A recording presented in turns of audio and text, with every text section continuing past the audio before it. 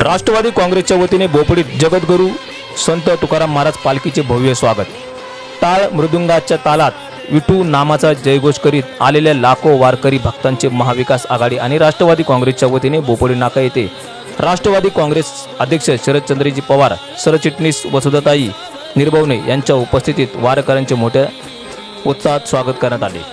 आलेल्या वारकऱ्यांना पाणी गुडदाणी देऊन त्यांची मनोभावी सेवा करण्यात आली। या प्रसंगी राष्ट्रवादी काँग्रेस अध्यक्षा मृणालिनी वाणी, आशाताई साने, फरीदाताई शेख, शिवाजीनगर अध्यक्षा दिलशाद अत्तार, राष्ट्रवादी काँग्रेस पुणे शहर संघटक सुवर्णाताई पांडोळे, प्रमोदजी महाले, बोपडी ब्लॉक अध्यक्ष सतीश शहा, राष्ट्रवादी काँग्रेसचे शशिकांत पांडुळे, नजीम मनियार, प्रशांत भैरट, शिवाजीनगर अल्पसंख्याक अध्यक्ष सादिकबाई शेख, रतनबाई भंडारे, राजन निर्भवने, उत्तम कदम इत्यादींनी वारकऱ्यांना पाणी बॉटल, बिस्किटे आणि गुडदाणी फळे वाटप केले।